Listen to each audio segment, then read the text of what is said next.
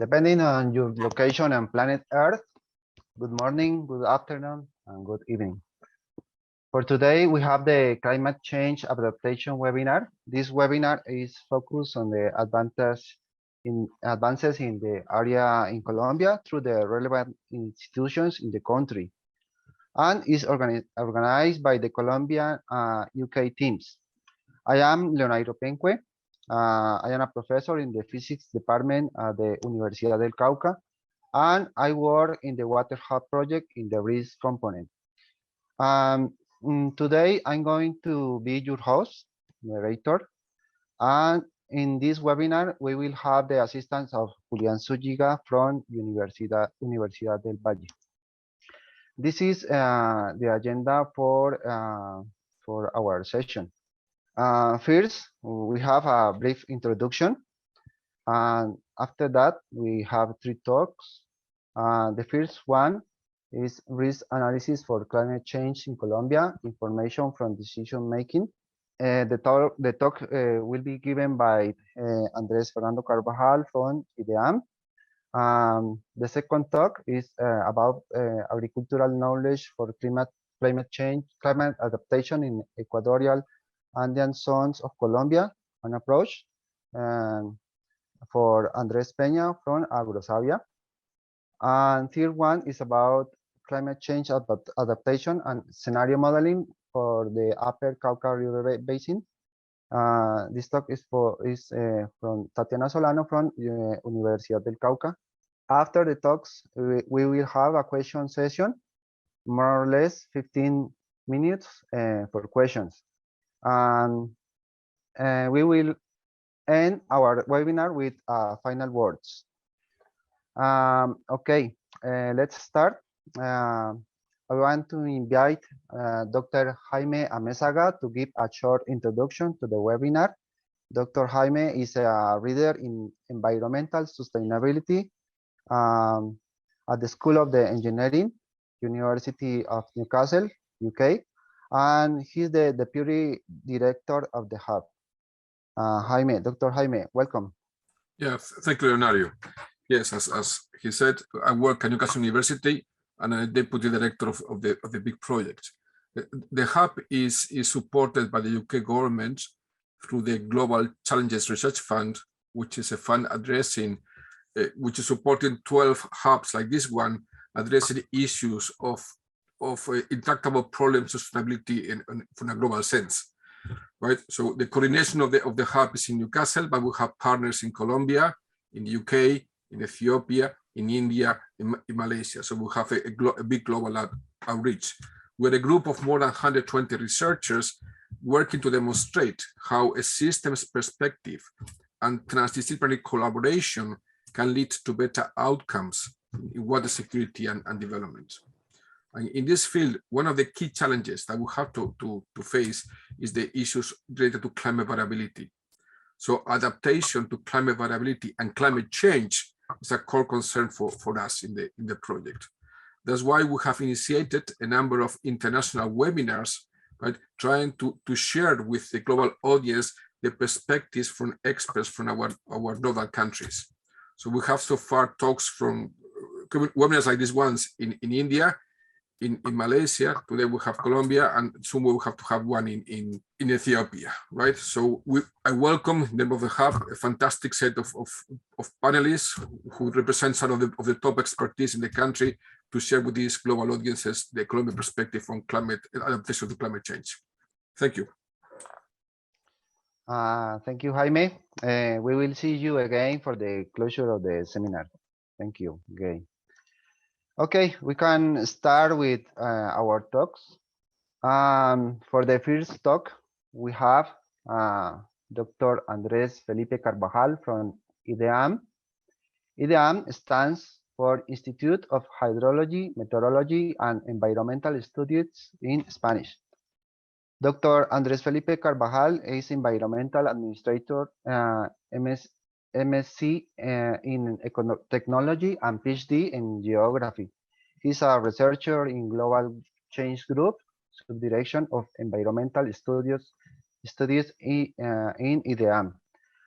I will place in the Zoom chat platform the additional details of the Dr. Carvajal biodata. Dr. Carvajal will be with Dr. Constantino Hernandez, who is the Deputy Director of IDEAM. This talk will last 40 minutes. Doctors Carvajal and Hernandez, welcome and thank you for being here. Please go ahead with your presentation. Thank you.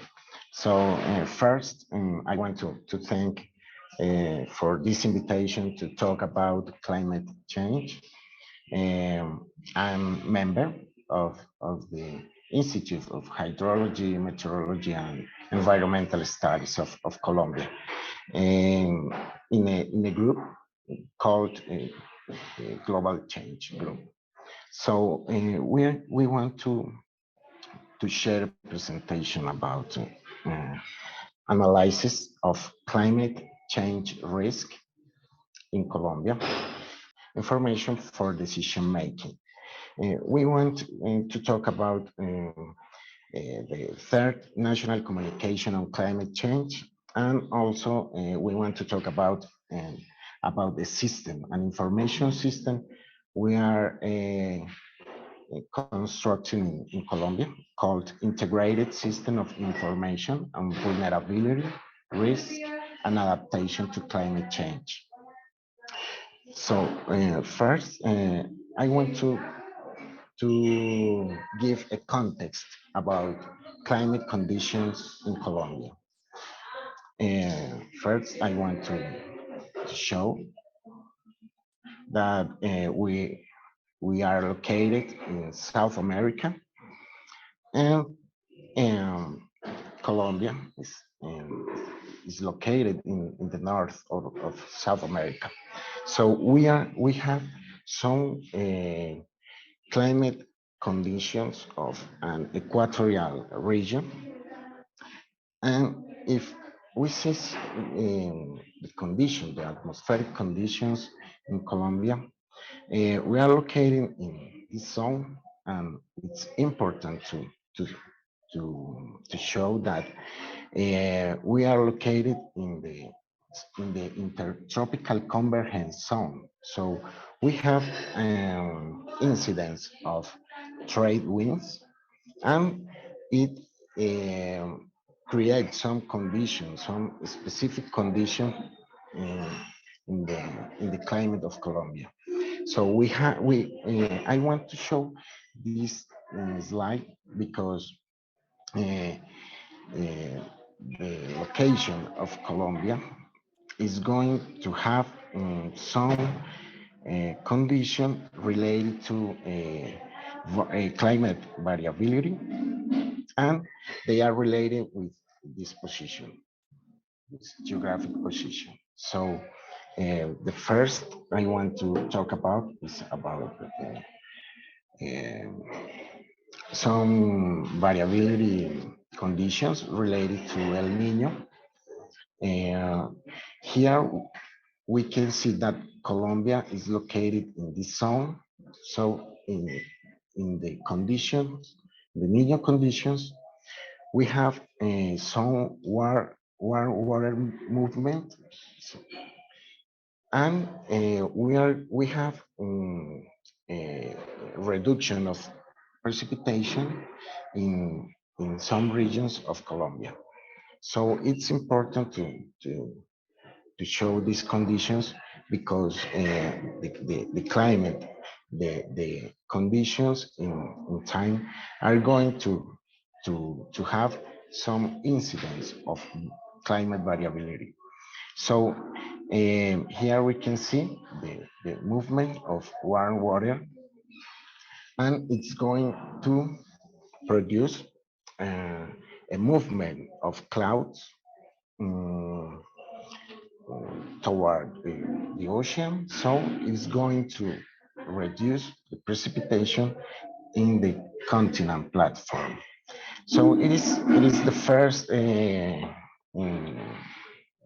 phenomenon I want to show, and the second is the La Nina conditions. So we can see some movements of warm water, and we can see that they go to our west, so it's going to produce more precipitation in Colombia. So we are seeing two variability conditions that are going to be related with the predominant climate conditions in Colombia. So I'm going to continue with a representation of a mean of temperature in Colombia. If you see here, is the area where the project you are working is located in this zone.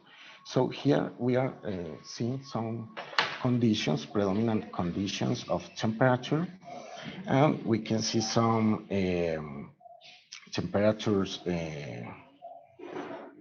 higher in the north of Colombia, in some coastal areas, and some areas in the east of the country.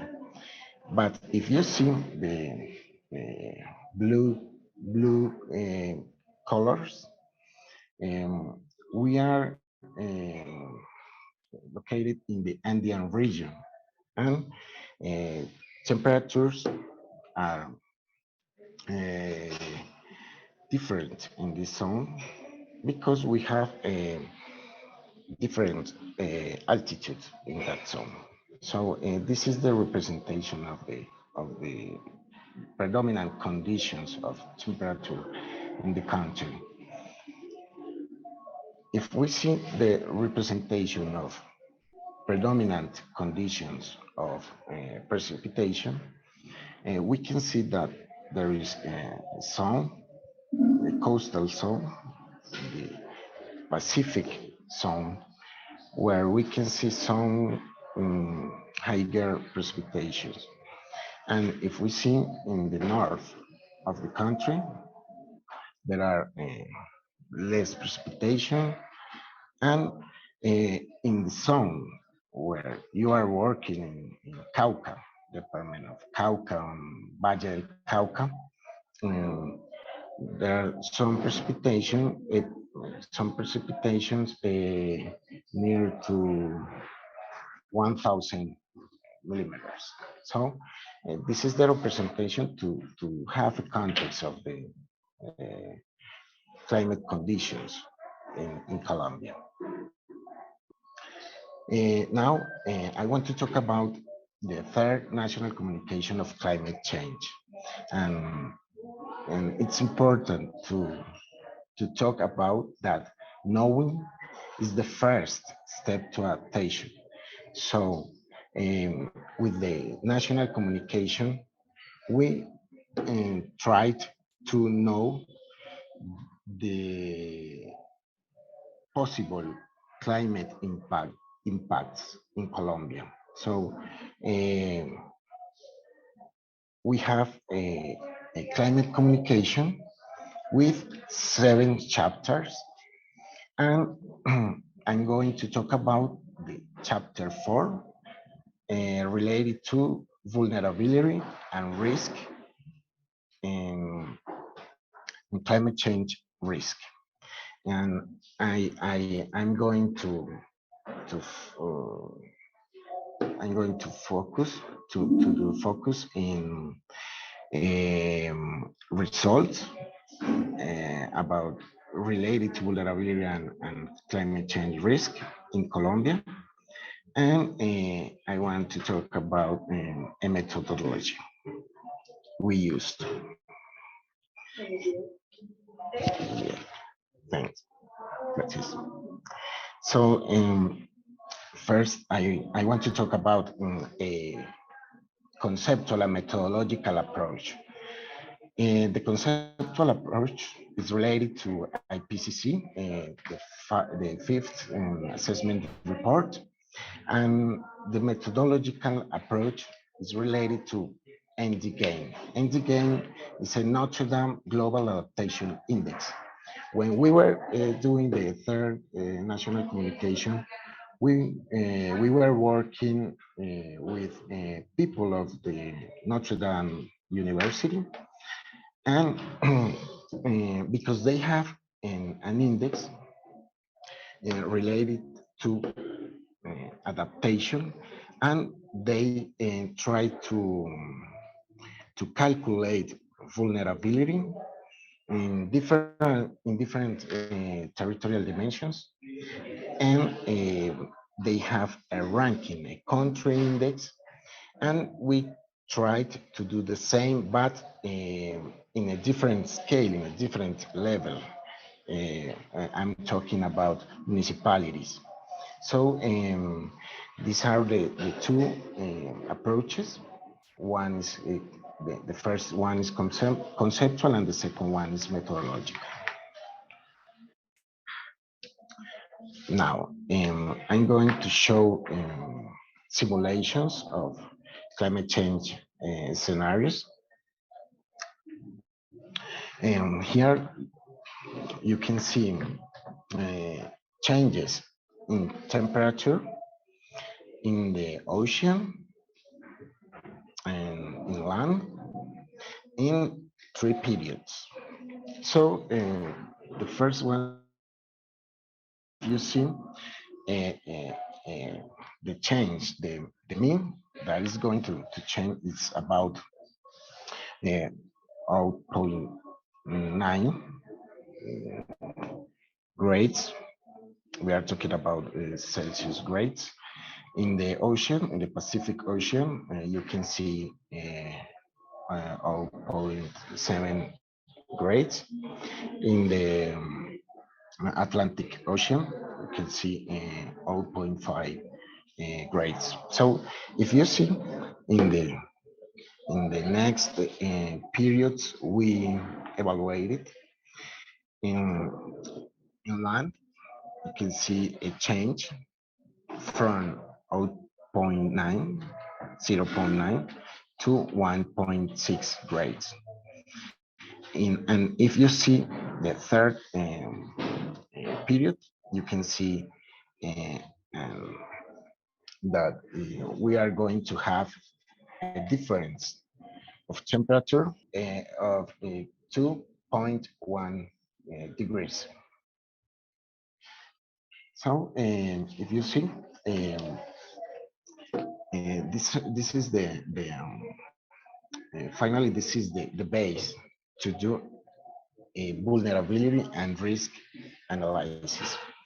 These are the scenarios we simulated for 3 periods, and in the methodology we are going to use them to calculate the hazard indices, and we are going to use that indices to calculate the climate change risk.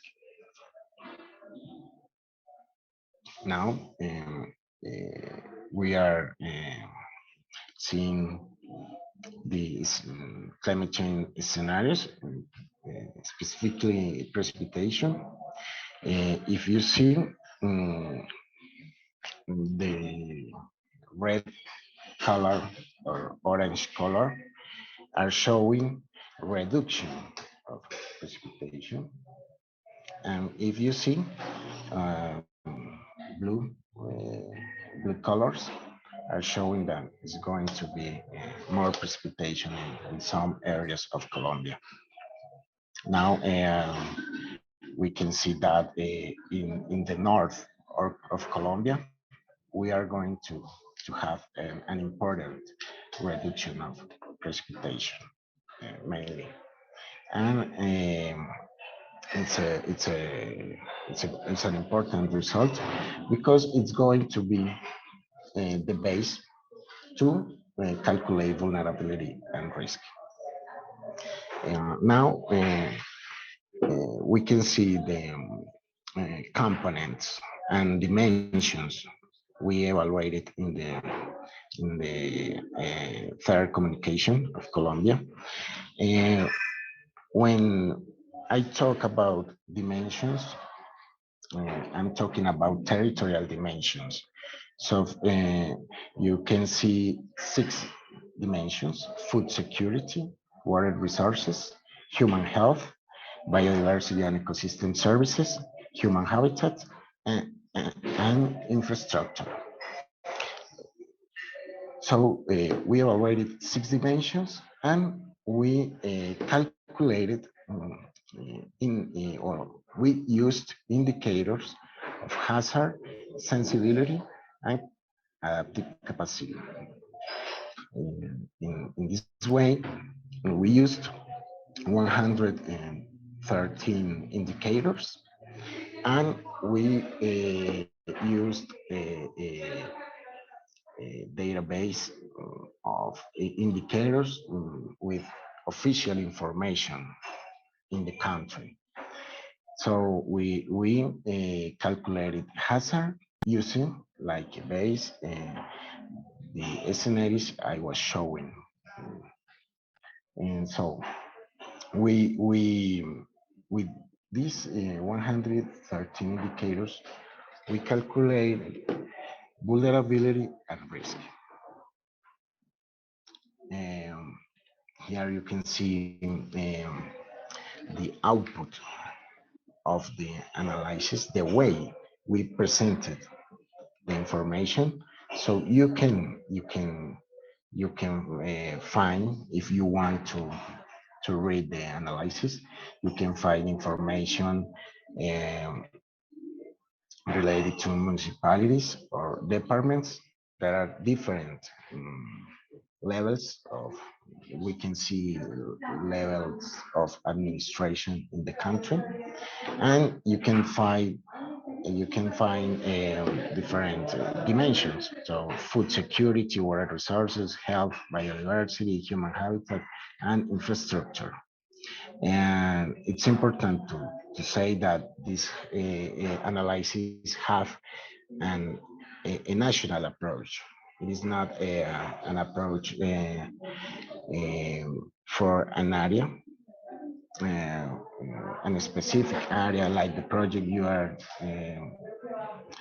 that you are working, that is in innovation. This is for all the country, and we work in focused in municipalities and departments. Mm, Now I want to show the results of the analysis. Here you can see that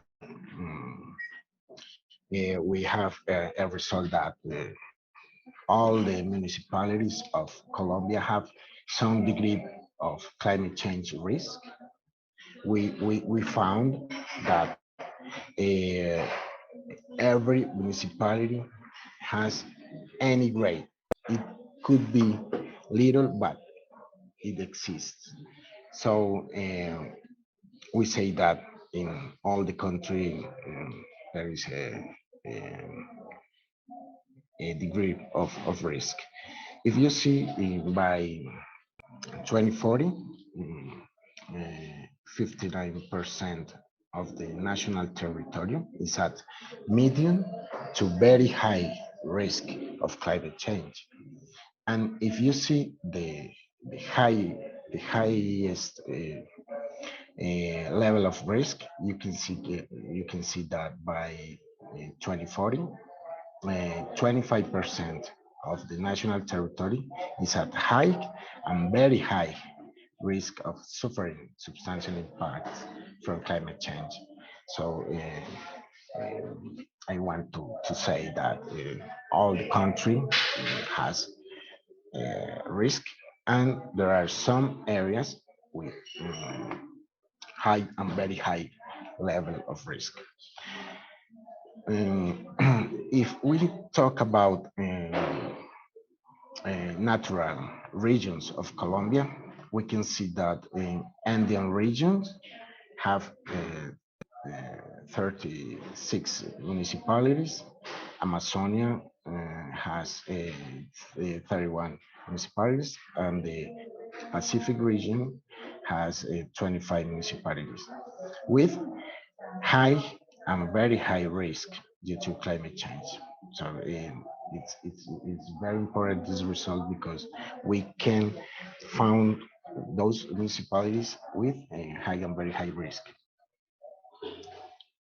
And now I want to show the departmental results for two departments. One of them is Valle del Cauca, and the other one is Cauca. And so here you can see the results for Valle del Cauca. And I only want to show here a map where you can see different levels of risk. And every polygon here is a municipality, and dark colors are showing very high risk. So you can see that in a department, there are, in this case, Valle del Cauca, there are different levels of risk. And I also want to show the way of read the results. We here you can see an information related to 6 dimensions: food security, water resources, biodiversity, human health, human habitat, and infrastructure. And you can see also hazard. You can see in this case sensibility, active capacity, vulnerability, and risk.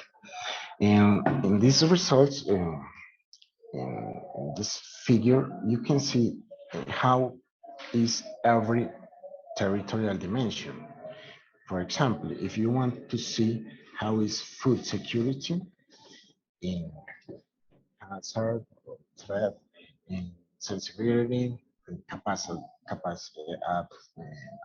capacity, vulnerability, and risk, you can do you can read in this way.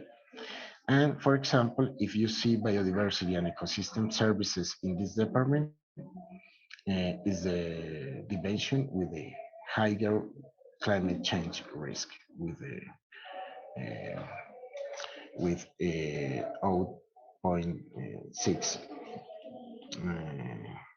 risk, if you can say that. So it's the way to read the results, and you also can find a ranking, a municipality ranking, and you can read in this way. And the first one is the municipality with a very high risk for climate change. And you also can read for every dimension in every municipality. So we have a result that permits to see the dimensions in every municipality and the level of climate change risk. So here we are seeing an example, and we can see that, for example, we can see that Cartago, a municipality in Valle del Cauca, is the first one because it has a very high uh, level of climate change risk. So it's the way to read the, the results. Here we can see Cauca, the other department, and if we see the map, you can see that you can find that dark colors are municipalities with a very high risk for climate change risk. And we can read in the similar way, and we can find dimensions, and we can see the components of the analysis. And so if you see biodiversity and ecosystem services in Cauca, also is the dimension with the higher climate change risk.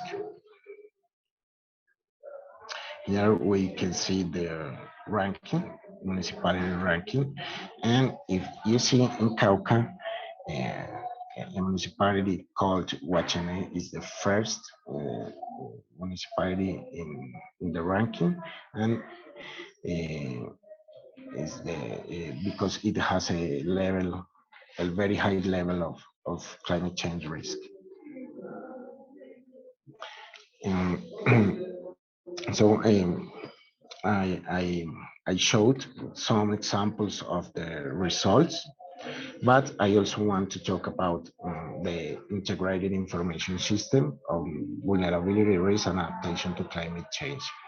In, when we presented the third national communication of climate change, we identified that it was necessary and a system to do vulnerability and risk analysis in the country in different dates. So we are working in the development of the system because it is going to be a tool to have to present information on hazard, vulnerability, risk, and adaptation to support climate change risk management in Colombia. And, and that we want that this system be an instrument that integrates that information.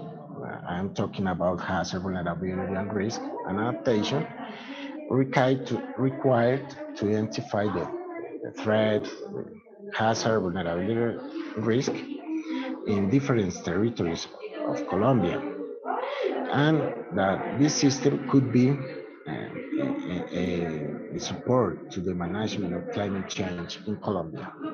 So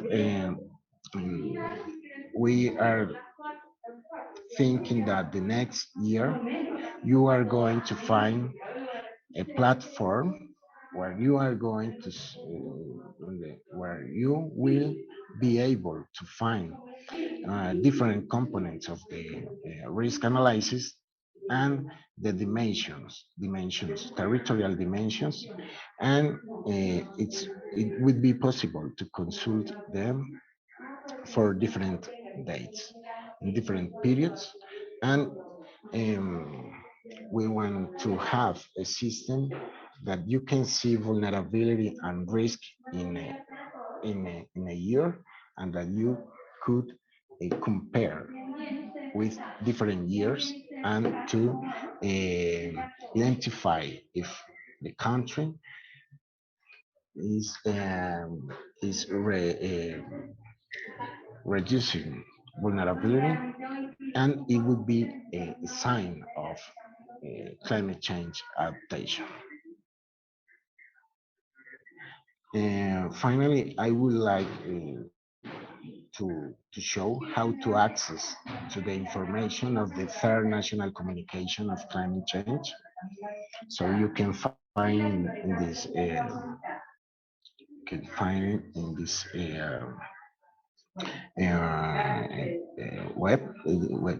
website, and you can see the third national communication of Colombia, and you are going to download the chapter 4, and inside it you are going to find a document, but you are going to find a database. You are going to find spatial databases and different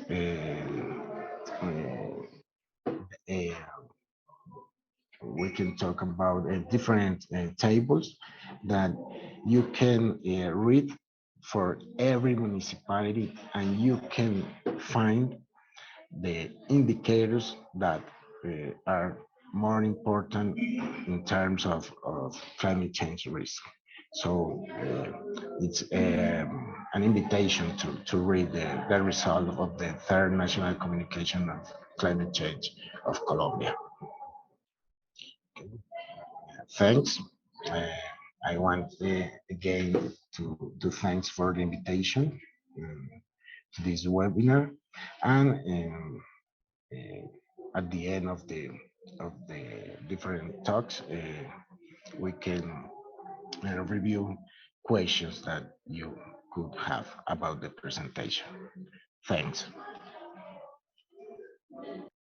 Okay. Um, Thanks for this very interesting talk, Dr. Carvajal. You show us the real map of Colombia with the big areas in the Pacific and Atlantic Oceans. Thank you again. Okay, let's move forward. For the second talk, we have Dr. Andrés Javier Peña from AgroSavia. AgroSavia is the Colombian Agricultural Research Corporation. Dr. Peña has a bachelor degree in agronomy and his MSc in meteorology and a PhD from Washington State University. Dr. Peña works in Ecophysiology Research Department of the Annual and Industrial Crops Research Network of AgroSavia. More details for the biodata of Dr. Peña in the chat. This talk will last 30 minutes. Dr. Peña, welcome and thank you for joining us today. Thank you very much, Professor Leonairo. Thank you. As Professor Leonairo told you, my name is Andrés. I am working right now for AgroSavia. AgroSavia is the official institute for agricultural research in Colombia. And today, I'm going to talk to you about agricultural knowledge for climate adaptation. And as the previous of Dr. Carvajal mentioned, we are interested in the equatorial zones of Colombia, but especially in the Andean zones. So my background, as Professor told you, is in agronomy, and I will show you some important bases for define correct adaptation based in analysis of vulnerability. So let's start. And I'm going to talk about a little bit because I think the next presentation is an in-depth way of this project. So I just mentioned this project that was carried out like 10 or 8 years ago when I used to work for CC&A.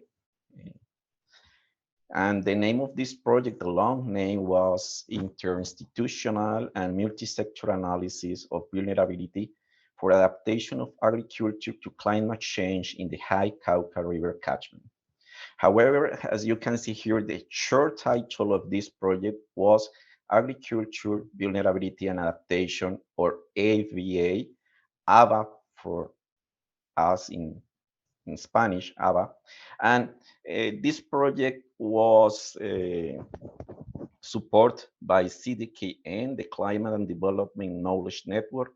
It was, we were working here with Universidad del Cauca, CIAT, that is the International Center for Tropical Agriculture, the Ministry of Agriculture and Rural Development, the National Weather Service, the IDEAM, that you know because the previous presentation, CENICAFE, that is the National Center for Coffee Crops Research, Universidad de Caldas, an important university, as well as the Universidad del Cauca in this part of Colombia, in this region, the western, southwestern of Colombia, and the Ministry of Environment and Sustainable Development. So we work together to develop a methodology or an approach to evaluate vulnerability. And it's good to see this short title because you can see that we didn't talk about climate in this short title. And it's because we were concerned about a correct adaptation based on the qualification or quantification of vulnerability. This is the outline of my presentation. As I mentioned, I will talk about AVA, the project supported with resource of CDKN, some basis, is the basic concepts in order to understand what we did with this project, something about the context, short little slides about the context, the importance of the region. Are we in the tropical region and the Andes, the importance of the mountains in our climate? And after that, I will talk about vulnerability, and especially with some important crops in the region like coffee, sugar cane, and perennials. So these are the bases of the ABA. And let me start with this. It looks messy, but believe me that it's important slide. That this is a kind of timeline, and we start in 2009 and we finish in 2021, the past year. So it starts with when the Ministry of Agriculture and Rural Development released a call for supporting projects about how to adapt agriculture in climate change context. So in 2009, I remember that when you review the literature, you found a lot of information about GCMs, general climate models, and the most of the papers was focused in assumptions of the GCMs and GHG forcing, radiative forcing, and we start with a lot of uncertainty our pathway in climate change adaptation, and especially the agriculture climate change adaptation of agriculture to climate change.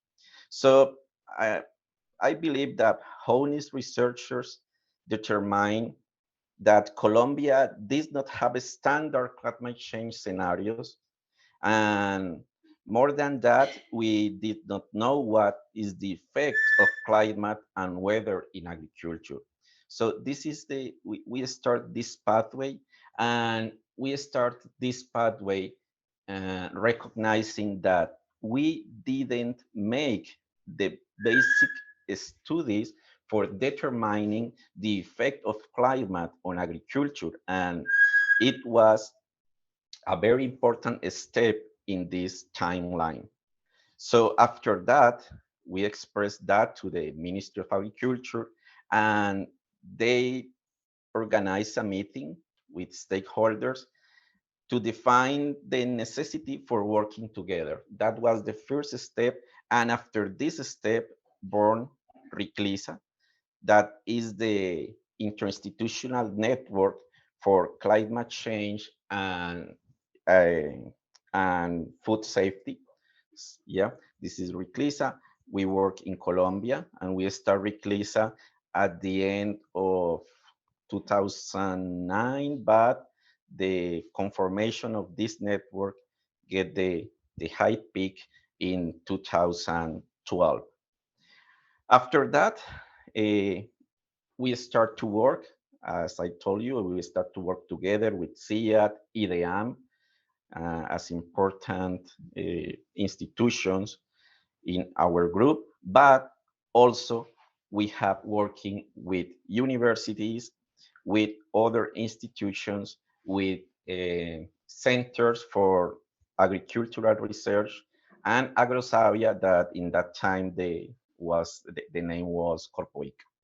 So in 2010, we start to get an approach to define the adaptation policies without the uncertainty associated to the definition of climate change scenarios, considering in this case the topo and microclimate. So AVA get born in these conditions.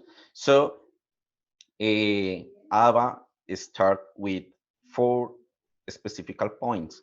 The first thing is that while the scientific world in that way was working or talking about maps and the importance of downscaling, all the papers or the most of the papers were talking about computing capacity, the necessity for servers, but we decide to start with AVA with one specific objective is impact on adaptation policies. So in these countries like Colombia, we need to establish good adaptation policies. And we didn't need in that time in 2010 or 2011, we didn't need the best model or the best climate model because the maximum level for adaptation policy is the municipality. And the previous talker told you something about this, the importance in to have adaptation at this level. So in that way, we thought that the best that we can do in that time was to work in this level, in this scale. After that, we decided that to work with GCMs or to work with regional climate models was not important, at least to define the vulnerability. And we found that in our country, we have almost 20 departments of agronomy working in agricultural technology, working in genetics and into release new varieties, 12 animal science departments, 10 schools of veterinary, but we didn't have the people for working in meteorology because at least for that time, we didn't have departments of meteorology in Colombia. I don't know if nowadays we have at least one department of meteorology, but in 2010, when we start with ABA project, we didn't have. So we decide to make to obtain the best of these departments of agronomy, of a lot of professionals in agronomy, to obtain the best qualification or quantification of vulnerability. In the region when we start working with ABA, that is the southwestern of Colombia, specifically 5 departments. I'm gonna show you the departments in the next slide. There are 2 institutions, CENICAFE and CENICAña, that had the most important agrometeorology departments in the region. And furthermore, they have the most important agricultural weather networks of our country. So we start working with CENICAFE and CENICAña. Also, CIAT was a good partner in this region, and institutes of Universidad del Valle, Universidad del Cauca, and Universidad de Caldas that was working in climate variability. So we make a good work with these institutions to obtain the best climate variability analysis for that region. And at the end, we use a new perspective or a new approach based on a wide vision, integrating soil, plants, and antagonists by using secondary information. But in this kind of country, or at least in Colombia, there are not information or data at low scale, or at least at the scale of farm. So we decide to use secondary information, and the maximum level of information in this country is the municipality scale. So by that reason, we decide to work in this scale, in this level, and to generate the vulnerability in that way. So while we were using this wide vision, integrating soil, plants, and using secondary information, uh, in the world, in the scientific world, the people was working in adaptation of species using cardinal temperature. They were talking about niche models, and after that, they start to use crop models for define the best adaptation by crop species, but we note that this way wasn't work for us. The context. The context is the Cauca River catchment. I think the next talk is gonna be touch this point in depth. So it is the second most important catchment in the Andean region of Colombia after the Magdalena River catchment. This is the Magdalena River catchment. This is the Cauca River catchment. So you can see is a big part of Colombia have the influence of the Cauca River catchment. And we work specifically in this part of the catchment that the name is the High Cauca River catchment. So the project analyzed the agriculture of 5 departments: Cauca, Valle del Cauca, Quindío, Caldas, and Risaralda. These are departments: it's Caldas, Risaralda, Quindío, Valle del Cauca, and Cauca. It means around 3 millions of hectares. So it's like 3,000 square kilometers, almost 100 municipalities, and more than 7 millions inhabitants, with 5 important cities in Colombia, like Popayán, Cali, Pereira, Armenia, and Manizales, that are in the 20 more important cities of this country. So this is the context where we're working with this project. And as the previous talker mentioned, we are in the equatorial region. The southest place in Cauca is 1 degree north, and the northest place is 5 degree north. So this is the equatorial region. The equatorial region, and we are in the middle or in Western Mountain Range and Central Mountain Range. This is 2 mountain range formed by the Andes in the north, in the Andes. So by that way, by that reason, we can say that the agriculture of this part of the world, of this part of the country, is an equatorial Andean agriculture, and most of the area can be classified as equatorial Andean rainfed agriculture. And this could be one of the main vulnerability for this for the agriculture in this region. And why did we say that this is an equatorial zone? So let's see this figure.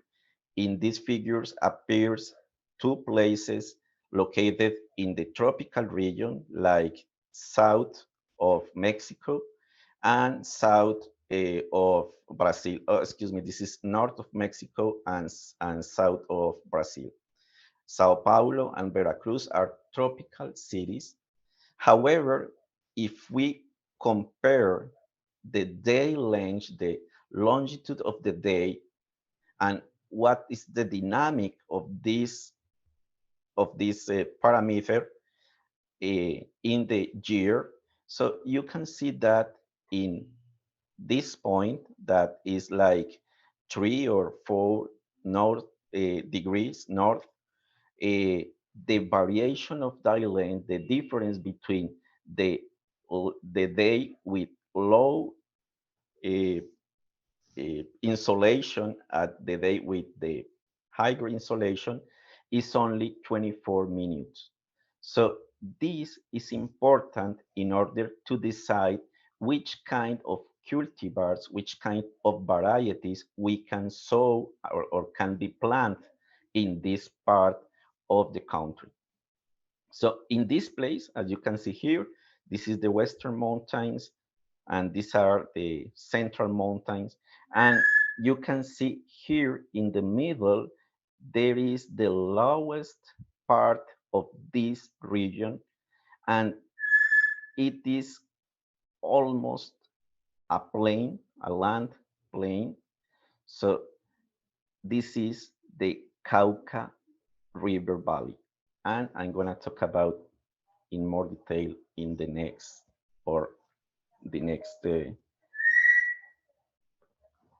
slides.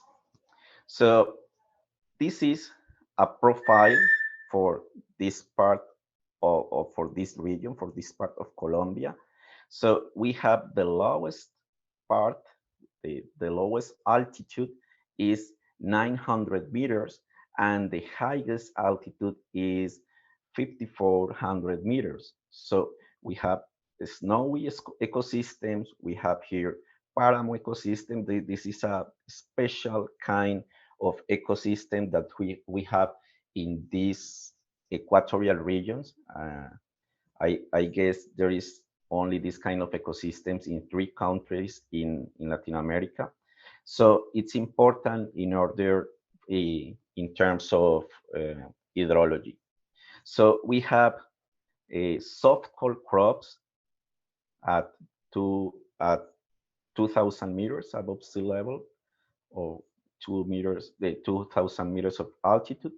So this is the place, the ideal place for soft cold crops. These include forests, veggies, and fruits. Some vegetables are planted in these areas.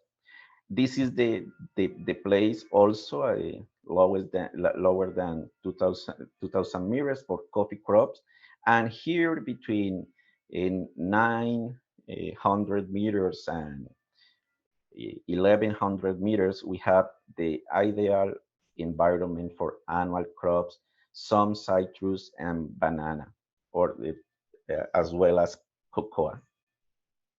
So the main feature or characteristic of this part is that in low distances, we can get a big difference in temperature.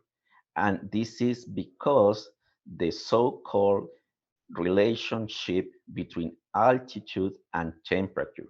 And remember that there is a negative relationship between altitude and temperature. So also there is a difference between the exposure of the mountain in this relationship. So here we can see an average of mean maximum temperature and mean minimum air temperature. Yes, so in this way, related with the exposure at the same 2,000 meters of altitude in this place that is the Western mountain range. At 2,000 meters, we have almost 15 Celsius, but in this part of this exposure of the same mountain, we have almost 70 degrees Celsius. And in this central mountain range at the same altitude, we have 18 Celsius degrees. So this is important because it defines a lot of crops in the same area, or at least together we can have softball crops, coffee crops, and some vegetation, that wild vegetation or the natural vegetation in the same area or near to one point. So this is important that you know that in this place we have the we can see the importance of the topoclimate and the microclimate. So the people think that because we are in an equatorial region and we don't have a big difference between photo period in the year, we have an homogeneous climate. But this is not in this way, and this is because the mountains. So let's see, this is this plane here. This plane here have an average altitude of 900 meters above sea level. And in this same place, the distance between this northest point and this southest point is only 200 kilometers.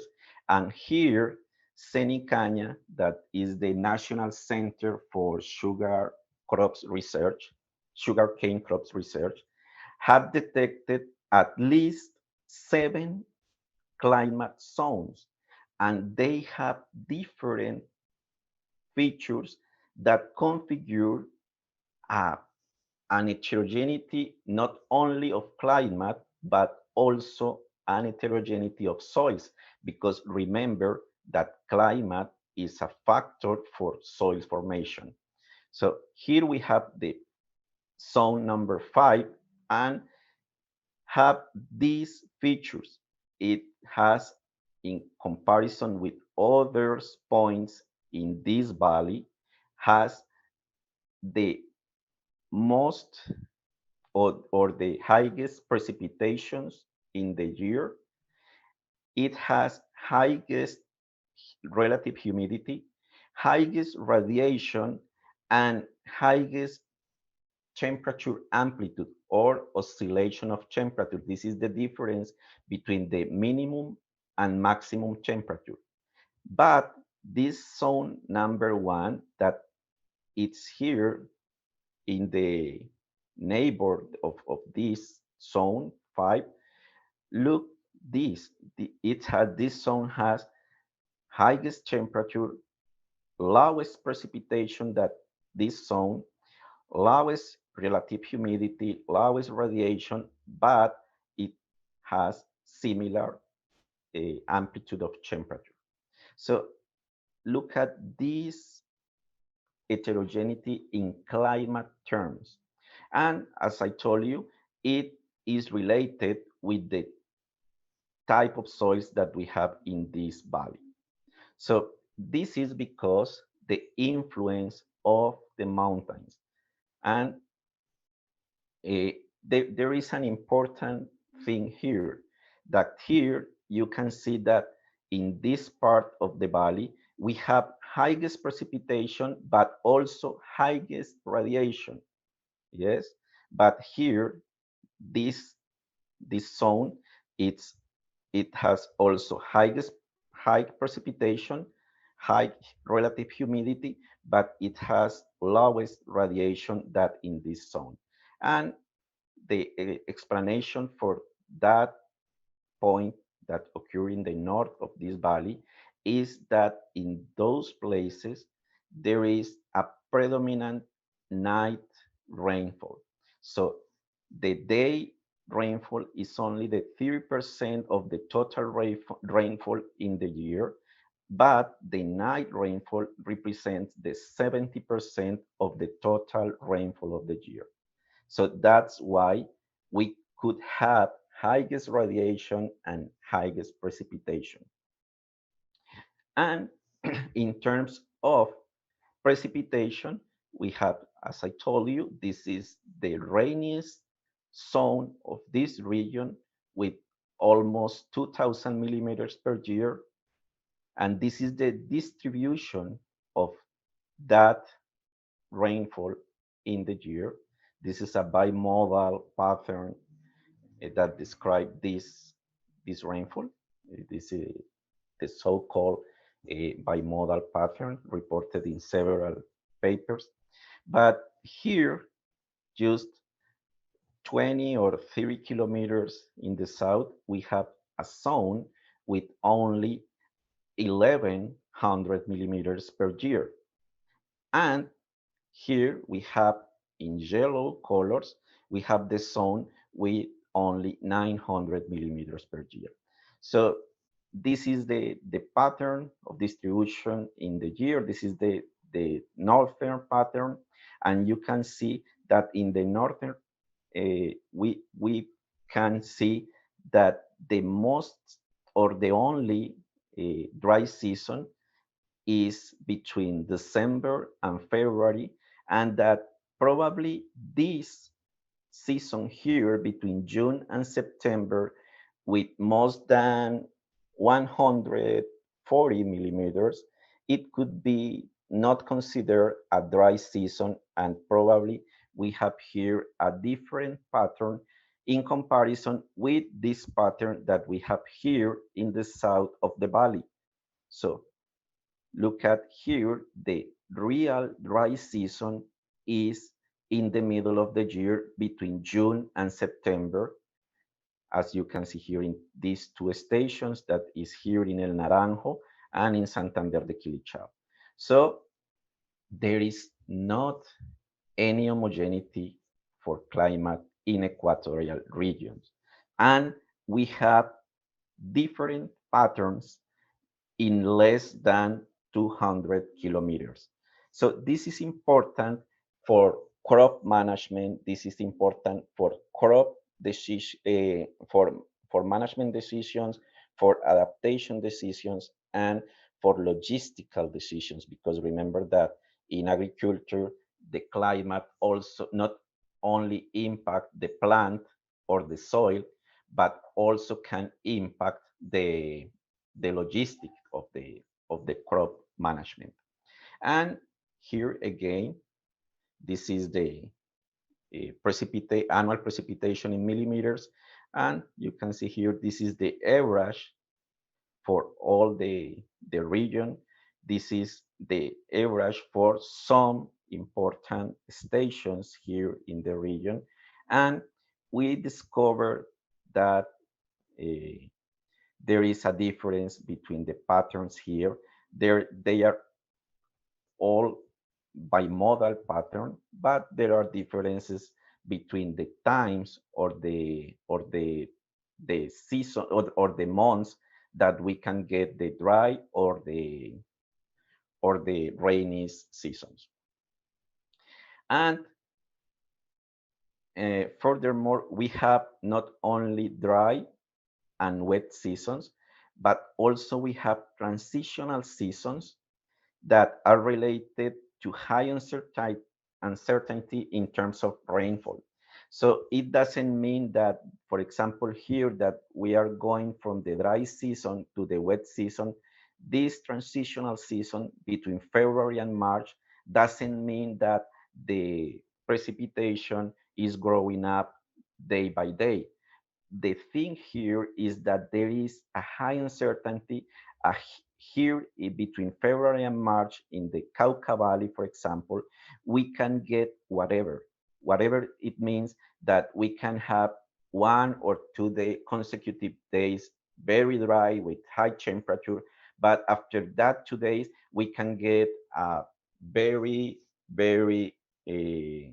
important rainfall, and in these cases we can have like 40 or including 60 millimeters per day in this transitional season. So these are important seasons to be studied in terms of climate. So at the same as I mentioned, this is an equatorial region. We don't have a very important variation in the year between the highest radiation that get the surface and the lowest radiation with the months. The difference is only like 20 or 30 calories per centimeter square per day. So this is in the same way that the extraterrestrial radiation. So this is the same pattern that we have here. And that radiation explains why look at here, explain why we have two peaks of maximum temperature through the year, but this is not the same with the minimum temperature. The solar radiation is only controlling the maximum temperature per day. All that I mentioned is about intra-annual or natural variability, but there are some years that when the maximum temperature can get important values. So this is a region mostly affected by El Niño southern oscillations or El Niño and La Niña. And you can see the variable, the most affected variable by these events is the maximum temperature. And here we can see that the Pearson correlation of maximum, mean maximum temperature at annual scale is related, is positive related with high Pearson correlation with ONI, that is an index to characterize this phenomenon.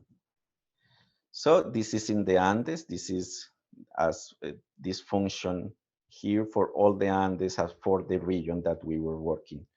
And there are, this is important to note, that there are special seasons where the ENSO can affect the maximum and minimum temperature. And this season is between December and March. So between December and March, we can get the maximum effect of ENSO, both El Niño and La Niña, on minimum and maximum temperature. So it's important Dr. to Peña, know this. See? Yep. we have only 2 minutes to finish. Okay. Thank Okay. you.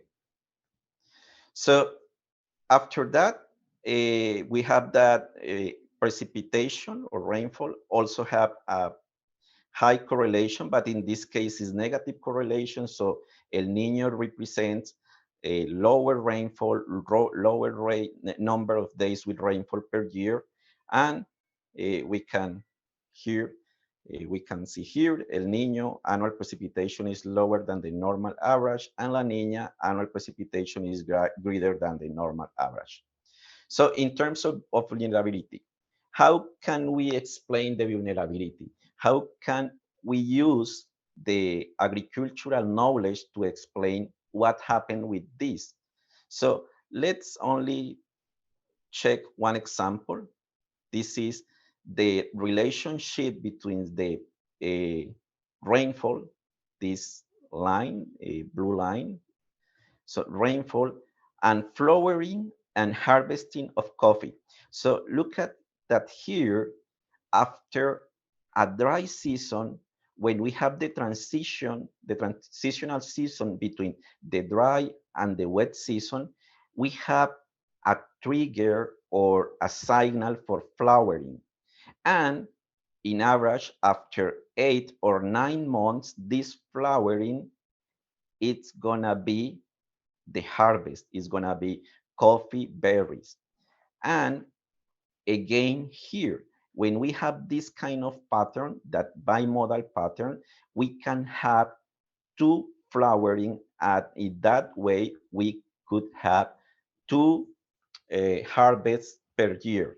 However, if we consider that all the region only have one pattern, like here, well, we are assuming that all the region will have 2 important harvests per year. However, in the real life, we have that in the north, we have a big and cumulative flowering here between February and April, when we are between the dry season and this transitional season between the dry season and the wet season. And after 8 or 9 months, we have here one important harvest. But for example, here in the south of the region, we only have little bit flowering here at the end of January. And this lower or not important flowering only is related with this not important harvest that here in this part of Colombia is named Mitaca. But the real and important flowering is here after August or between August and October that explain this harvest here. So you can see that we can explain the vulnerability when appear some vulnerability in one municipality, we can explain why. So I'm gonna finish with this slide, and this is the flowering explained by this is the percentage of flowering explained by the soil humidity. And there is a big difference between localities, and by that way, we cannot generalize the vulnerability. We need to see this with agricultural knowledge, because look at here. Look at here. This is Santágueda. This is a locality at almost 1,000 meters above sea level. There are good coffee crops in that place. But here, these coffee crops only need 10.1 millimeters of soil humidity index deficit to generate a big important flowering. So it's different to this place when it needs a lot of soil humidity depletion to get a little bit of flowering. So that's why we need to understand the effect of climate on agriculture. And it's not only about the plant, it's not only about where can I plant one crop or not. It is about almost everything, like flowering, like harvest, like water erosion vulnerability, is how to make the soil, how to adapt the soil to all the climate variability scenarios, and where do we have, or when the crops are vulnerable to some pests like coffee berry borer. And just to say in conclusion, I just tell you that we need to to go again to agricultural concepts to understand about the real vulnerability and to decide about the best options for adaptation. Thank you very much. Okay, thank you very much, Dr. Peña, for the talk. This work shows the possibilities of analysis in many tropical countries. Thank you again. Okay, our third and last talk will be given by Dr. Tatiana Solano from Universidad del Cauca. Dr. Solano is a physics engineer and a PhD in information and communication technology from Trento University in Italy. She's a researcher in environmental studies research group and a professor in environmental studies PhD program in Universidad del Cauca. The details of the biodata in the chat soon. This talk will last 30 minutes. Dr. Solano, welcome and thank you for being here. We want to hear you. Okay, thank you. Okay, good morning and good afternoon and good evening to everyone. As Leonairo said, my name is Tatiana Solano, and today I'm going to talk to you about the climate change adaptation and scenario modeling for the Upper Cauca River Basin. And Just give me one moment. I get the pointer to help me to show better. And this presentation that I'm going to show in here contains a lot of information that has been already presented by the two Andrés that presented before me. So also taking into account the time, I'm going to try to avoid repetitions in some of the information.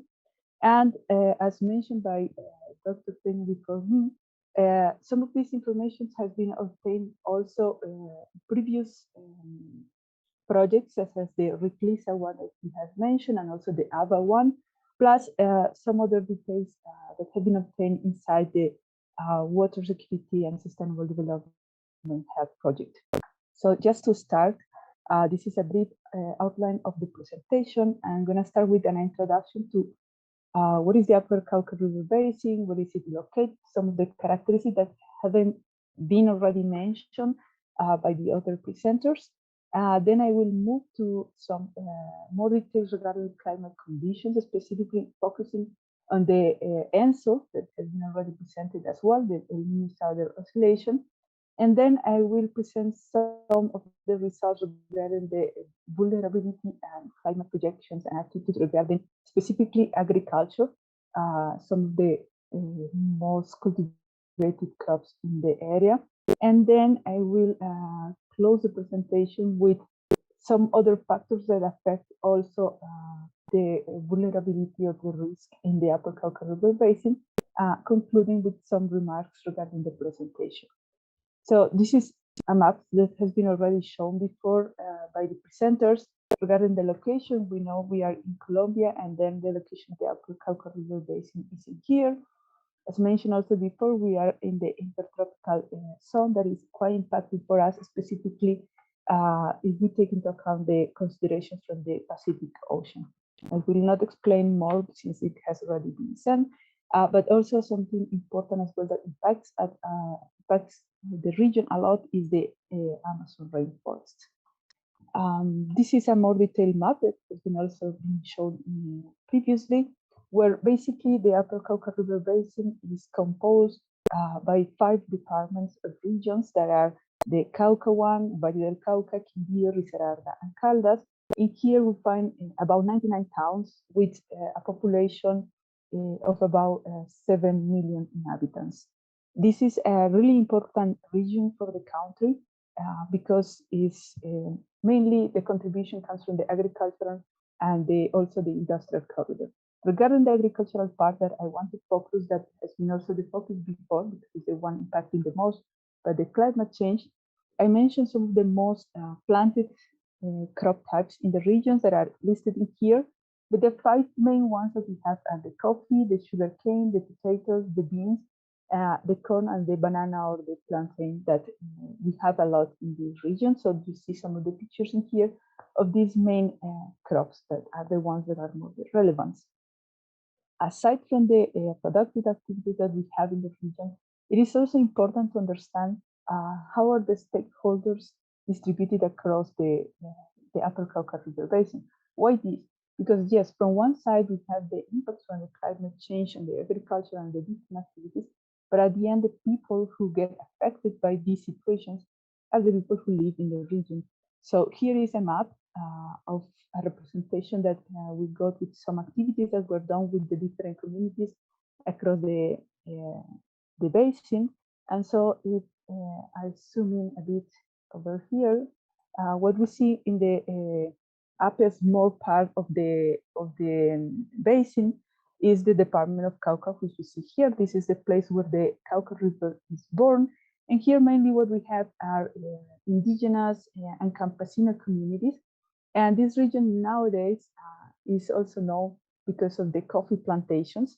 One important thing in here that impacts a lot also the Cauca River and all the activities that are performed in the other areas of the basin is the fact that Popayán, that is the capital of this department, doesn't come with a wastewater treatment plant. So this already makes an impact on the water that at the end also makes an impact on the quality and the quantity of water for other agricultural activities in the northern parts of the basin. If we move to the northern part of the basin, so the lower part, we find the city of Cali, which is one of the main contributors of both contaminants and consumption of the water, because they have about 2.5 million of inhabitants in the area. So also in here, there is a huge amount of cultivation, in this case of sugarcane that you see located in this part, that it affects a lot then the quality and quantity of water that is in this region for the different activities. So they get also affected the most usually by climate change variability. If we move to the northern parts, we find the regions that used to have most of the cultivations of coffee, but I will show later on how this has been changing a bit over the years because, in fact, of the climate change conditions that we have been facing. So this is in general the situation, and I forgot to mention that in the area of Cali or Valle del Cauca, we find also indigenous communities, but mainly also Afro communities that are the ones situated in this area. And then as we move to the lower part of the basin, so the northern part of the country, we also find other campesinos and other communities in here. So continue with the presentation. So this is the general situation of the Upper Cauca River Basin. And as I had mentioned, we focus specifically on the city of Cali because it has most of the inhabitants. As you see in this table, you can see what cities in the basin have the most of the population. And you can also imagine more or less how is the impact of this amount of people living there over the Cauca region. In fact, you see more or less the distribution of people in the basin that is shown here in colors, where red shows, of course, the most of the population in the region.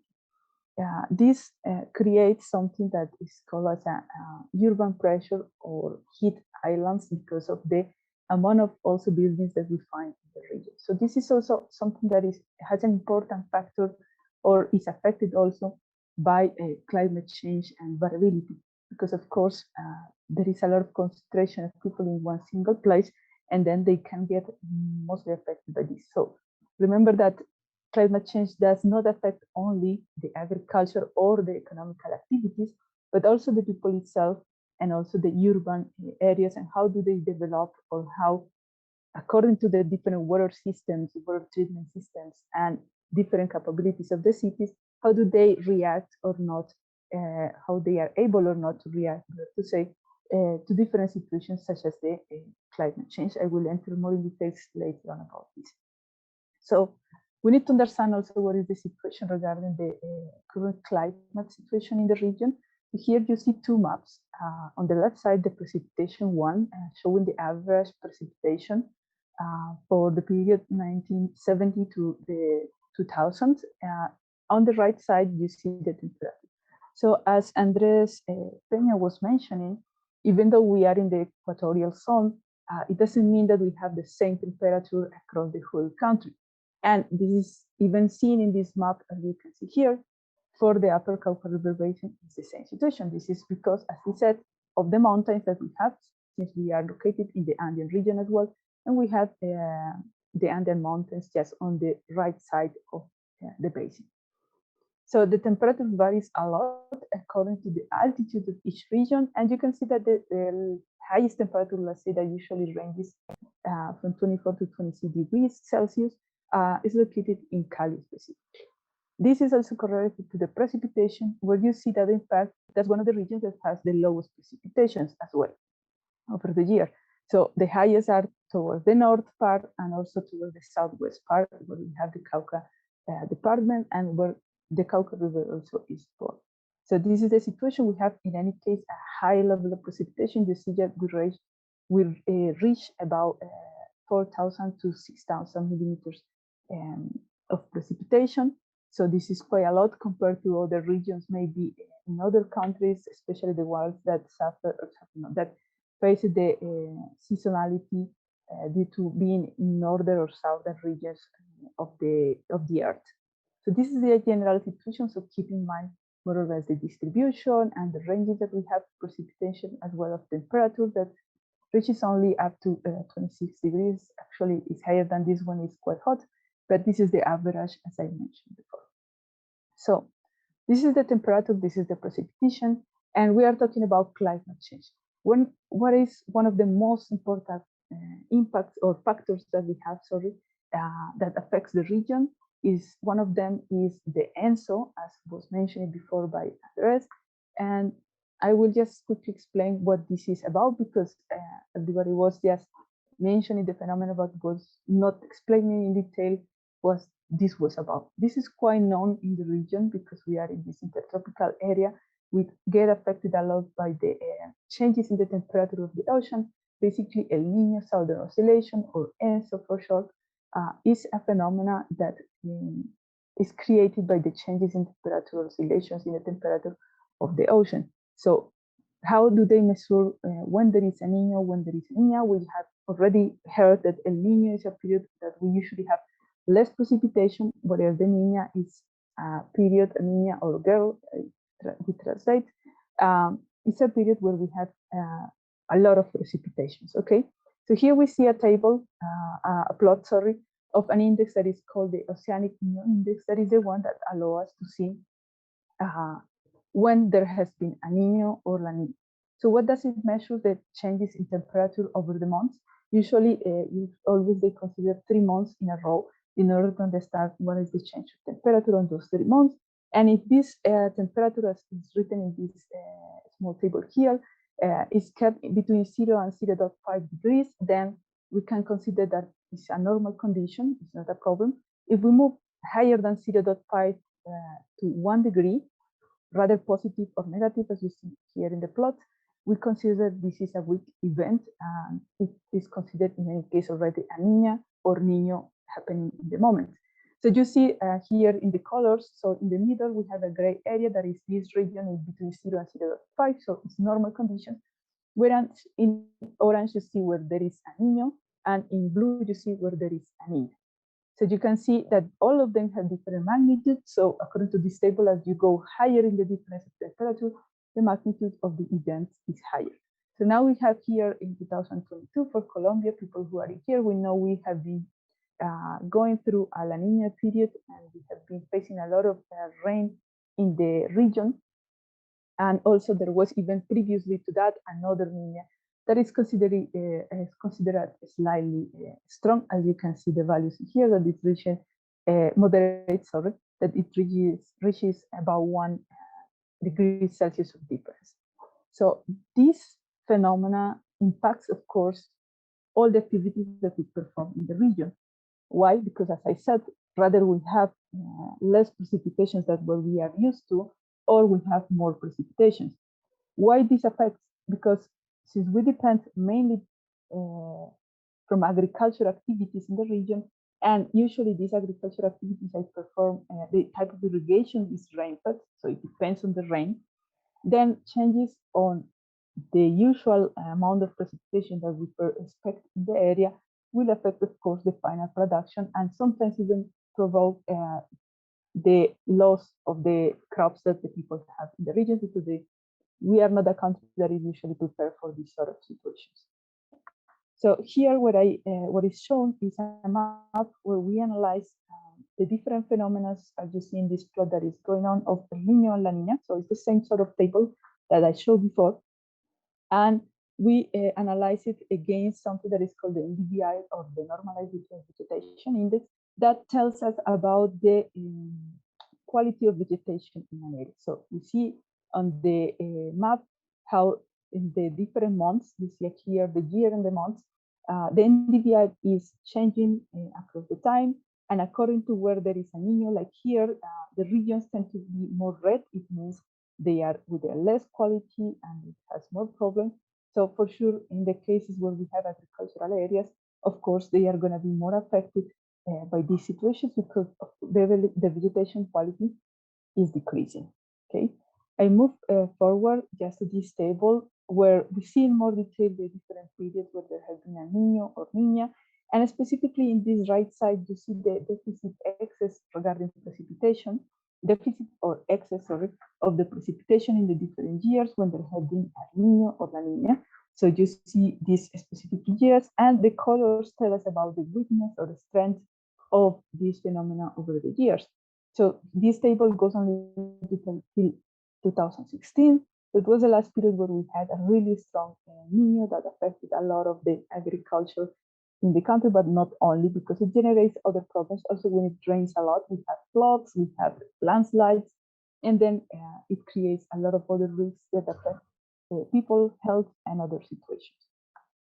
Here now, once I have mentioned about the most important factor for the different changes in the climate for the region, I show again the same map that I showed at the beginning, where first we were seeing what is the current situation in the region, and now we are seeing what is the projection, and of course talking about what potential impacts of this regarding the precipitation and temperature when we talk about the next basically 20 years. So what you're seeing here is how the precipitation has changed. In this case, the colors indicate the percentage of change compared to the previous map that we have been showing. And the most of the changes now, again, here is Cali. Before it was the lowest part with the lowest precipitation. But now you see also in this upper side that there is also a decrease in the precipitation. In the Cauca area and the northern part is where they want to the most of the precipitation. In any case, there is a strong change, higher than 40% of the precipitation. What happens if we move to the temperature? Here we show a change in degrees of Celsius in the temperature. So where the red color indicates the most of the change in temperature, so there is an increase of about 1 degree Celsius over the whole area. So you see again, this is coherent with this map over here, and we have the region of Cali, but it starts to move toward the northern part, affecting for sure these regions that were used to have lower temperatures, according to what we were showing before. So it means that, of course, the climate change is affecting the region, it's going to affect the region, and we have to, as was mentioned by the previous speakers, be prepared for this and try to see how can we, let's say, adapt to this, right? And this, okay, so are other plots regarding more details regarding the changes that we see in the precipitation, as well as in the temperature that I have already explained here. What happened with these changes? Of course, they create vulnerability, they create risk, and they create problems at the end from both health perspective and economical perspective.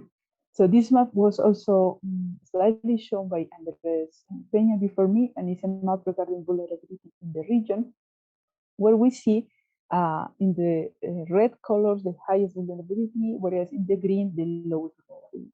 So according to the table that you see here, it is clear that the department that is showing the highest vulnerability is the Valle del Cauca, where we have the lowest altitudes for the region. So in here, we have the highest vulnerability, but again, we see in this that toward the northern part that we were talking before, also the vulnerability is slightly higher. This is related also to what I was mentioning before, that usually the coffee plantations used to be in this northern part, whereas now they are slowly moving toward the southern part. And in fact, Cauca now has one of the main productions on coffee because of this reason. And this is due to the climate change. What happens if we focus on a specific type of crops? So you see that the vulnerability, the crops here, sorry for the Spanish here. So we have the cacao, coffee, sugarcane, beans, potatoes, and banana. And you see clearly that the two most affected crops are the coffee and the sugarcane. These are the ones that I was mentioning, coffee located in Cauca and also the northern part of the Upper Cauca River Basin, whereas sugarcane is mainly focused on the area where there is Cali and Valle del Cauca, that we now know that has the highest vulnerability of the region. So let's see this in more detail regarding a climate model or change model due to climate, better to say. This specifically, this map specifically shows how different type of soils are going to change in different periods. What is the current situation? What is the future situation according to what we are facing? Always model it based on the climate conditions. This model is called Caldas-Lang, if you want to check in more detail. And what you see on the left side here is the situation for the year 1971 to 2000. Then we have the 2000 to 2012, and finally the projection from 2012 sorry, to 2070. As you see in the colors, basically, we start with a good situation, let's say, with soil generally quite homogeneous across the whole area. And we have basically areas that are super humid or semi-humid, which are suitable for different crop plantations. But as we move over the years, as you see in here in the middle, then the situation is slightly different already. For the this last decade, we have been seeing a change in the areas, especially in the central area of the subbasin, which is not something that we were not expecting given the vulnerability map that I was just showing. What we see is that the type of soils is changing and now it's becoming semi-arid, which is not that suitable for cultivations. Finally, in the right side, what we see as a projection in the next 50 years, more or less, is that the whole region as a general is going to change the type of soils and is going to be affected by this situation. So what this means at the end is that we are going to have less capability for cultivation, and of course it is going to reduce the economical conditions, or yes, reduce or worsen the economical conditions of the region as a general. If we focus on different type of crops and how they are located in the area so that you could relate the previous map with this, we see on the left side the coffee plantation distributions, or as I was mentioning, we have basically, sorry, my mouse is not working well. So on the left side, we have the location. So basically on the southern part of the basin and the northern part. Then in the central part, we see how is the sugarcane location, it's in the central part of the basin. And then on the right side, we see the case for the potatoes. That reminds me on the right side of the basin. This is because this is the area that we have the mountains, and potatoes require for this type of weather conditions in order to grow properly. So now let's focus on the case of coffee, relating this to the previous map of the climate model. And let's check what are the climate attitude changes for coffee in the region in the same period. So we have the current situation, then we have 10 years from now, and then we have 30 years from now. So on the left side, you see the condition, and what we see is attitude climate map. What it indicates is what are the best places where to grow the coffee, okay? So in the first part, you see that the best places to grow coffee are the northern sides. Sorry, with the mouse, I cannot move it properly. So just on the left map, the northern part is the best. As we move over the years, you see that this starts to change slightly, so that at the end, the best region to grow the coffee is going to be the southern part and not the northern part, where it becomes red and it becomes a problem. I will move faster because of the timing. So this table, what shows is same situation for the different departments that you see in the different rows. You see the departments, and in the different columns, you see the different type of crops. So beans, plantain, potatoes, sugarcane, coffee, and cacao. So what you see in the red squares and the green squares basically is the gain or the loss of climate aptitude of the region. And here we prove again what I have said before regarding the coffee, that specifically Cauca is showing a gain on the climate aptitude, whereas the regions of Quindío, Risaralda, and Valle del Cauca are showing a loss in this case. Then for sugarcane, Quindío and Valle del Cauca are the ones gaining aptitude for them, and also cacao for the case of Valle del Cauca. So I end the presentation with this slide regarding other factors not related to climate conditions, but to the activities that we perform over the region that, together with the climate conditions, affect at the end the whole situation.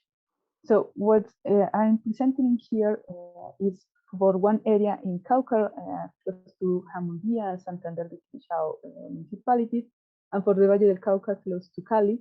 What we see in blue is the river, the Cauca River, basically flowing.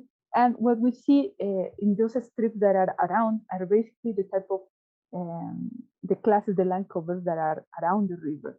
What happens in here is, maybe you have heard about the riparian forest. That is basically the forest that grows across or beside the river, that protects the river from basically flowing out from there. What happens in here?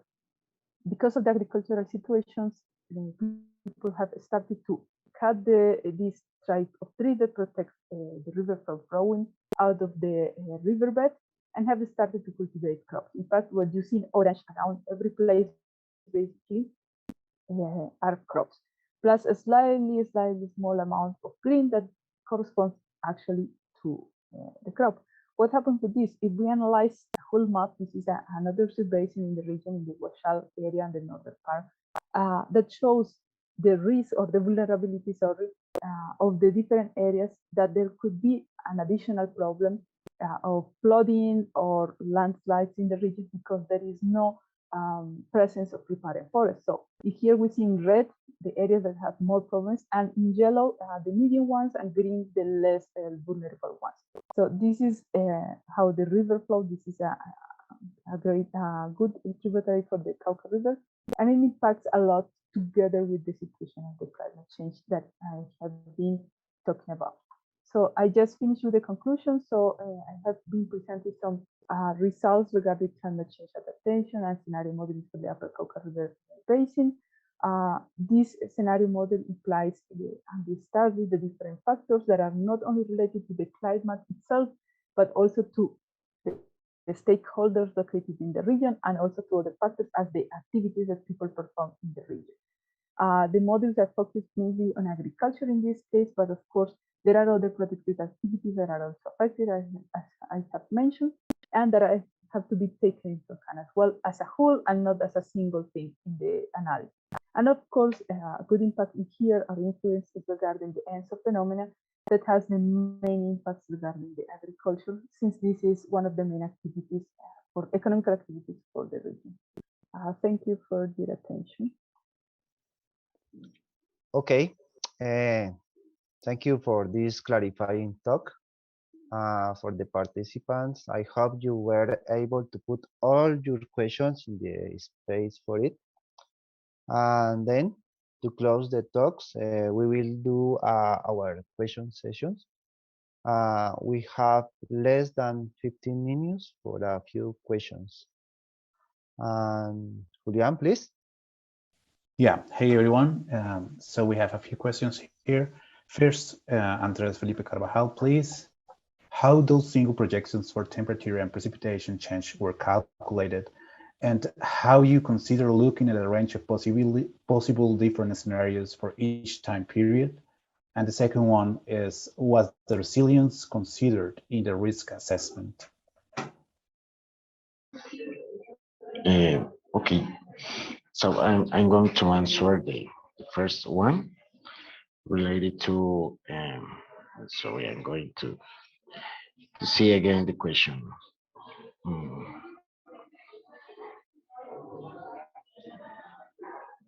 Okay, so the first one is about only one value for precipitation or temperature. I want to say that the risk analysis was made with an RCP, the RCP 6.0. And I was shown some maps with the ensemble of different models and scenarios, but the base of the risk analysis was using the representative pathway, the representative concentrations pathway 6.0. So we have one value, and we used only one period. And it was 2011 and 2040. And so it's important to say it because we are not using a mean of different models and different scenarios for the analysis. So the second one question is about was the resilience considered in the risk assessment? In this analysis, we didn't use a resilience analysis. We talked about adaptive capacity. And so we are talking about financial, social, institutional capacity to respond to climate change impacts, possible climate change impacts, but we are not talking about resilience. It is not included in the analysis. So it's a different analysis when you want to see the resilience, for example, of an ecosystem of a territory. And the third one, which vulnerabilities contributed the most of them to the municipalities in Cauca and Valle del Cauca with the highest risk curve. And in the presentation, I was showing that in Valle del Cauca, the vulnerabilities with the highest vulnerabilities were found in water resources and biodiversity and ecosystem services. And those vulnerabilities represent a very high risk in those dimensions.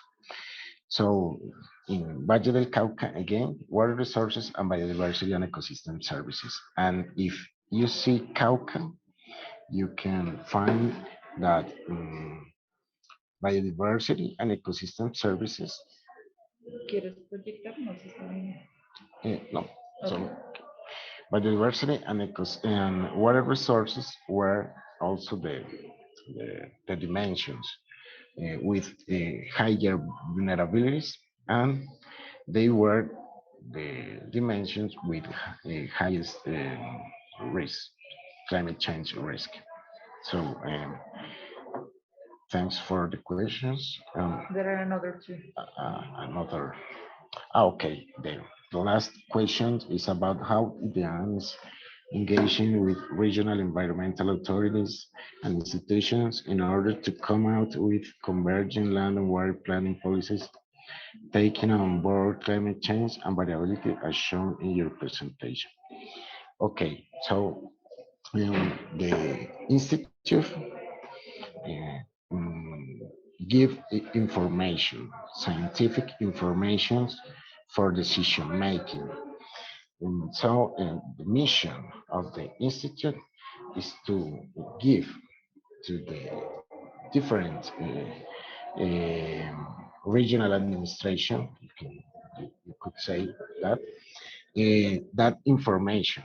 And those administrators have to use that information for planning.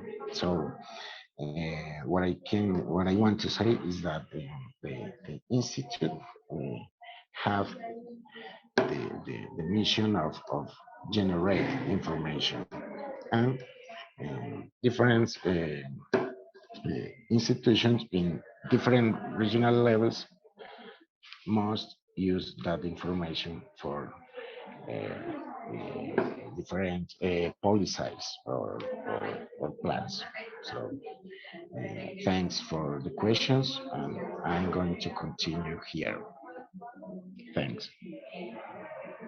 Many thanks, Andres Felipe. So for Andres Javier, will you qualify sugarcane also as equatorial Andean rainfed? Okay, thank you for the question. No, at least not for the most part of the Cauca Valley. I think at least 90% of the sugar cane is irrigated right now. So I don't qualify sugar cane as rainfed, but there is a little part, a little zone or region at the north of the Cauca Valley that is rainfed. Okay. Thanks, Andres. So for Tatiana, can the climate models consider the ENSO effects in the future rainfall projection? Thank you, Julian. Well, this is a rather tricky question, I think, because I forgot to mention, but the ENSO phenomenon is not something that can be predicted. Even though it is bimodal, it means it's usually accompanied by the Niño or La Niña. It is not predictable. If you remember maybe from the plot that I show about how it has behaved in the last 50 years or so, you couldn't see a pattern of the ENSO in there. So it's difficult to consider it in this sense for future projections, unless that what we can do for sure is to say, okay, let's consider as condition of El Niño and see what would happen. And then now let's consider a condition of La Niña and see what would happen. These two things, yes, but we couldn't predict exactly when El Niño or La Niña is going to happen in the future. We can only say, and this is what is usually done actually in the climate change modeling, is to consider the variability, the climate variability. So consider usually a condition of El Niño, La Niña, and a neutral condition. This is the model. These are the models that are usually carried out for future projections. So in this sense, yes, but we cannot say exactly when it will happen because we don't know whether the El Niño or La Niña is going to happen in the future. So we just consider it to try to understand what would happen if there was a Niño or what would happen if there was La Niña. This is what we can put in the models. Okay, many thanks, Tatiana. Leonairo, please. Okay, thank you again to our guest speakers for the talks and for the answers. Finally, to close this webinar, we have some concluding words from Dr. Amezaga. Yeah, okay, so again, thank you very much for the speakers for these very, very informative sessions. Something we can see already emerging from the different webinars is these issues of uncertainty when they're not going away, and the issue of adaptation being something local that has to happen, has to be understood at the level. In this case, we see the extremes of uncertainty and the way in which you have to understand actors, climate, and the way the systemic connections between actors, climate, in this case, our systems was our focus. No? And looking forward to see most of you in the next seminar that will take place in Ethiopia soon. Thank you. Okay, thank you all for attending with this webinar. See you soon.